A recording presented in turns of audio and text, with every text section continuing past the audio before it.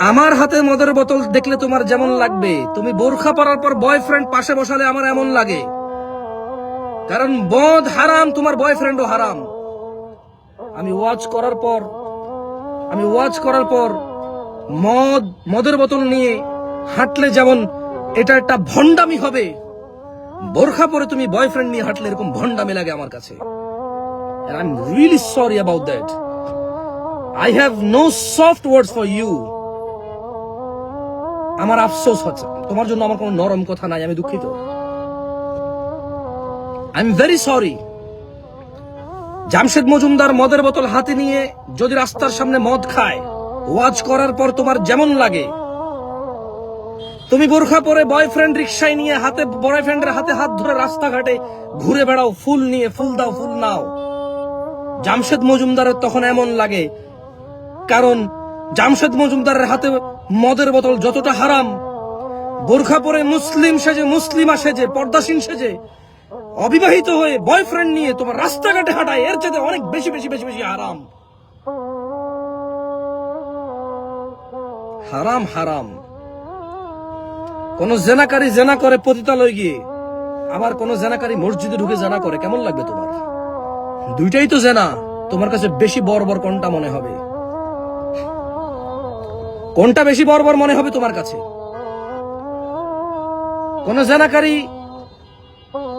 নন মাহরাম আর মাহরাম পার্থক্য না করে যাত্রার সাথে যদি জানা করে, তোমার কাছে কেমন লাগবে? মাহরাম আর নন মাহরামের ডেফিনেশন এসে কেমন লাগবে তোমার কাছে? তোমার মন্তব্য কি হবে?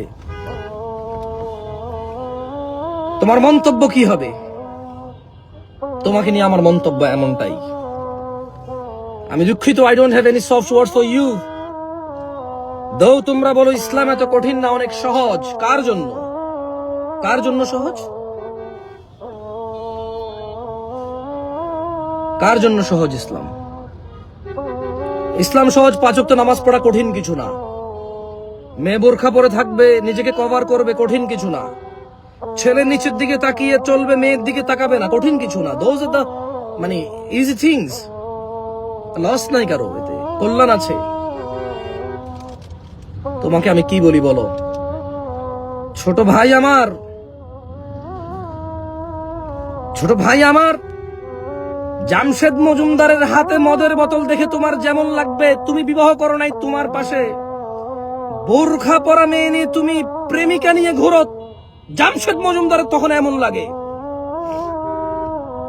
আমি সরি, তোমরা আমাকে ভালোবাসো বলে আমি কথা বলি, আদারওয়াইজ আমার বলার দরকার ছিল না। তোমার লজ্জা কোথায় চলে গেল ভাই? এমন না যে এদেশের মানুষ ফেসবুকে ওই সিনেমা নাটকের কোন ছোট অংশ আসলে দেখে না, এরকম মানুষ কমই আছে। এদেশের কম মানুষ আছে যারা গান বাজনা জানে না, মুখস্থ পারে না 2-4 কলি 2-4 লাইন। কিন্তু লজ্জা শরমে কেউ হয়তো যখন গোপনে একা থাকে, আর কেউ নির্লজ্জ হয়ে প্রকাশ্যে সবার সামনে এটা করে। বলো, এদেশের যত আলেম ওলামারা আছে যারা ধর্ম প্রচারক, তারা যদি মদ অথবা সিগারেট দাঁড়িয়ে রেখে সিগারেট টানা শুরু করে রাস্তায়, তোমার কেমন লাগবে? তোমার মন্তব্য কি হবে তাকে নিয়ে? ভণ্ড ছাড়া তুমি এর বেশি কিছু বলবা তাকে? তোমার কি এটা ভণ্ডামি না? মুখে দাঁড়িয়ে এসে প্রেমিকা নিয়ে ঘোরো। এটা কি তোমার ভণ্ডামির সর্বনিম্ন স্তর নয় যে তুমি বোরখা পরে বয়ফ্রেন্ড নিয়ে ঘোরো? এটা কি তোমার সর্বনিম্ন ভণ্ডামি না যে তুমি কোরআন ছুঁয়ে তোমার জানার পার্টনারকে বলো তোমাকে যাতে না ছেড়ে যায়?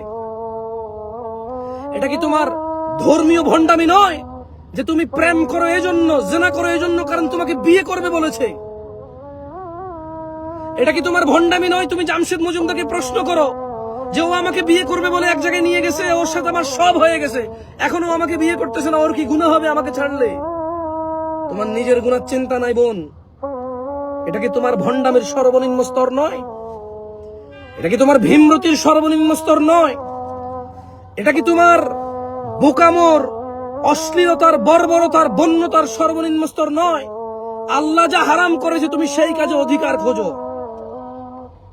তুমি ভয় পাও আমাকে প্রশ্ন করো যে ছেলেটাকে আমি ভালোবাসতাম, এরপর আমি আল্লাহকে ভয় পেয়ে ফিরে আসছি। এখন ছেলে কান্নাকাটি করে, আমাকে বদদুয়া দিচ্ছে, ওর মনে কষ্ট দিচ্ছে, এতে কি আমার গুনাহ হবে? ছি ছি ছি ছি ছি ছি, তোমার মাথায় তো গোবরে পরিপূর্ণ হয়ে গেল। আল্লাহ জেনাকে হারাম করেছে, আল্লাহ প্রেম ভালোবাসাকে হারাম করেছে বিবাহের পূর্বে। আল্লাহ যা হারাম করেছে, তুমি আল্লাহ সন্তুষ্টির জন্য কোনো কিছু ত্যাগ করেছো, এরপর তুমি চিন্তিত যে ও তুমি আল্লাহকে খুশি করার জন্য তোমার ওই ছেলেকে ছেড়ে দিছো, আর ওই ছেলে এখন খুব মনে কষ্ট পাচ্ছে, এদিকে তোমার গুনাহ হবে। ওই ছেলে মনে কষ্ট পাচ্ছে জেনা না করতে পেরে, তোমাকে জাহান্নামে না নিতে পারে ও মনে কষ্ট পাচ্ছে, তোমাকে জাহান্নামের লাকড়ি আর খড়ি না বানাইতে পারে ওর মনে কষ্ট আসতেছে, তোমার সাথে জেনার সম্পর্ক, অশ্লীলতার সম্পর্ক না করতে পারে ওর মনে কষ্ট আসতেছে, and you care about that thing. তোমার মানসিকতা কোথায় গিয়ে ঠেকছে?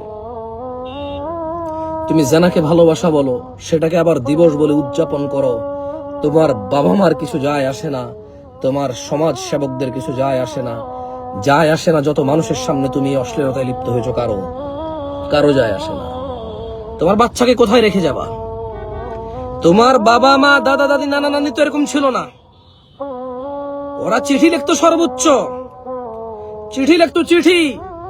আর তুমি রাস্তায় ছোট জামা কাপড় পরে, বোরখা না পরে, জামা কাপড় পরে, বিয়ে না করে, ফুল নিয়ে, ফল নিয়ে, হোটেলে হাত ধরে ছবি তুলে কোলাকুলি করে ফেসবুকে ছাড়ো। তোমার বাচ্চা কি করবে?